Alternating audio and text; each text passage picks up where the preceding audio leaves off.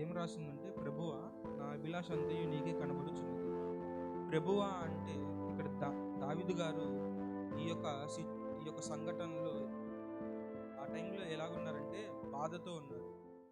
So బాధలో ప్రభువా అని ఫస్ట్ మనం దేవుణ్ణి ఎలా ప్రార్థిస్తామంటే, మనకి ఏదైనా బాధలో ఉన్నప్పుడు ప్రభువా ఒకసారి ఇది వినయ్యా, నా మనవి వినయ్యా అన్నట్టు. సో నా అభిలాష అంతయు నీకే కనబడుచున్నది.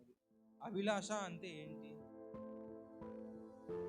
అభిలాష అంటే ఆశ లేదా కోరిక కన్నా ఎక్కువైనది.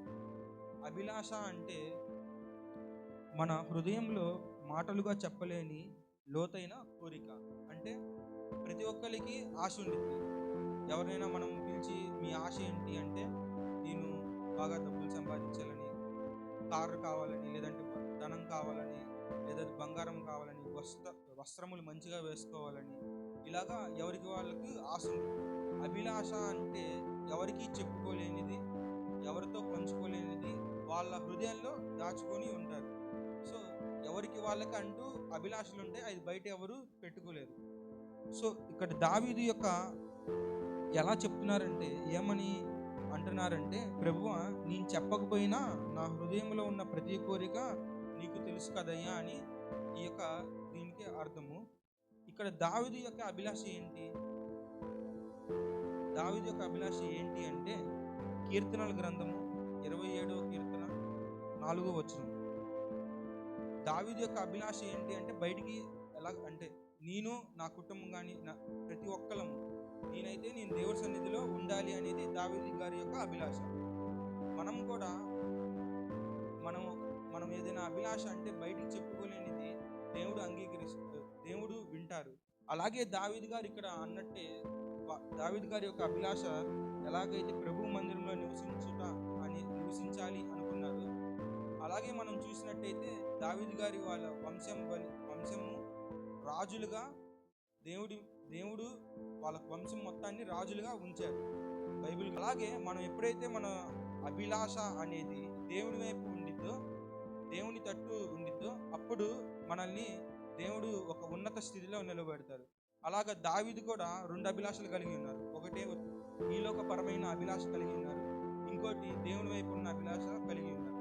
మనం కూడా అలాగే దేవుని వైపు మనం అభిలాష ఉంది అంటే మనల్ని దేవుడు ఎప్పుడు ఉన్నత స్థితిలో ఉంచుతారు. ఒకసారి కీర్తనల గ్రంథము 38వ కీర్తన 9వ వచనాన్ని ఒకసారి చదువు. ప్రభువా నా అభిలాష అంతయు నీకే కనబడుచున్నది, నా నిట్టూర్పులు నీకు దాచబడి ఉండలేదు. చాలండి. ఇక్కడ నిట్టూర్పు అంటే ఏంటి? నిట్టూర్పు అంటే ఆర్తనాదం, లేదంటే నిస్సహాయత స్థితి. అంటే ఎవరు సహాయం చేస్తానికి ఎవరు సహాయం చేసే వాళ్ళు ఎవరికి కనపడినప్పుడు ఈ యొక్క నిట్టూర్పు అనేది మనము చేస్తాము. అలాగా ఇక్కడ మనం ఒక మన నిట్టూర్పు అంటే బాధలో ఉన్నప్పుడు వచ్చే నిశ్శబ్ద ఆర్తనాదన. అంటే దేవునికి మనం మందిరంలోకి వస్తాం, మన కష్టాలు ఉన్నప్పుడు వచ్చి ప్రార్థన చేస్తానికి మనం కూర్చుంటాం, కానీ మనం ప్రార్థన చేయలేము.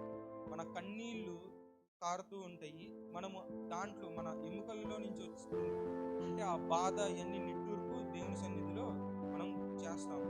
ఒకసారి 2వ రాజుల గ్రంథము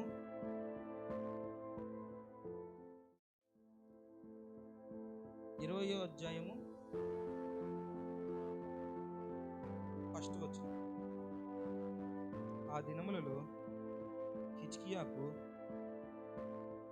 మరణకరమైన రోగం కలుగగా ఆమోజు కుమారుడు ప్రవక్త అయిన యెషయా అతని యొద్దకు వచ్చి, నీవు మరణమవుచున్నావు, బ్రతుకుదువు కనుక నీవు నీ ఇల్లు చక్కబెట్టుకోమని చెప్పగా,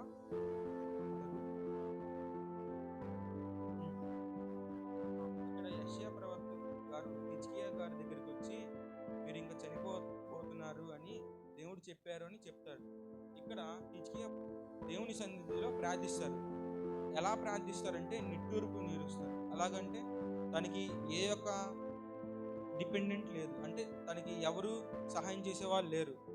నాకు ఇంకా చివరి దశ దేవుడు చెప్పారు, ఇంకా అందుకు నిట్టూర్పు నీడిస్తాడు ప్రార్థన మందిరంలో కూర్చొని. అలాగా ఆ దేవుడు ఆ నిట్టూర్పుని ఆలకిస్తాడు. ఆలకించినప్పుడు అతనికి 15 సంవత్సరాల ఆయుష్ను దయచేస్తాడు. అలాగే మనము మన బాధ సమయంలో కానీ, లేదంటే మనము ఎవరు మనకి సహాయం చేయని స్థితిలో ఉన్నప్పుడు దేవుడి దగ్గరికి వచ్చి ప్రార్థిస్తే, దేవుడి దగ్గర నిట్టూర్పు నీడిస్తే ఆయన మన ఆర్తనాదాన్ని విని దాన్ని నెరవేరుస్తారు.